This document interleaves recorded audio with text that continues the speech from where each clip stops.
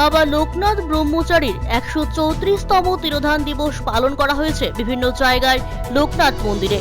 আগরতলা শ্রী শ্রী বাবা লোকনাথ মন্দিরে প্রতিবারের মতো এই বছরও বাবার তিরোধান দিবস বিশেষ উৎসব অনুষ্ঠানের মধ্যে দিয়ে পালন করা হয়। রবিবার সকাল থেকেই মন্দিরে ভক্ত সমাগম শুরু হয়। বেলা বাড়ার সঙ্গে সঙ্গে ভক্তদের ভিড়ও বাড়তে থাকে। চলে বিশেষ পূজার্চনা। বাবার স্মরণে 1 মিনিট নীরবতা পালন করেন ভক্তরা। দুপুরে উপস্থিত ভক্তবৃন্দের মধ্যে মহাপ্রসাদ বিতরণ করা হয়। লোকনাথ বাবার তিরোধান দিবস উপলক্ষে সাজিয়ে তোলা হয় মন্দিরটি।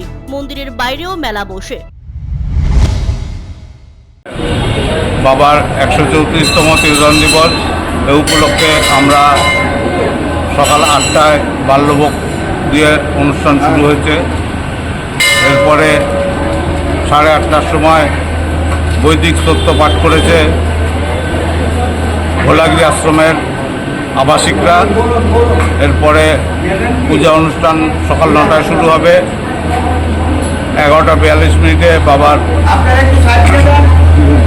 বাবার তিরোধান উপলক্ষে 1 মিনিট সবাই নীরবতা পালন করব। 1টা থেকে মহাপ্রসাদ বিলি শুরু হবে। আজকে সকাল থেকে এখানে লোক সমাগম ভালোই হয়েছে। আমি সবার কাছে কামনা করছি দুপুর 1টার সময় এসে মহাপ্রসাদ বিতরণ হবে, সবাই এসে প্রসাদ নিয়ে যাবেন। Bureau report, Siri TV. Siri TV, channel for news and entertainment.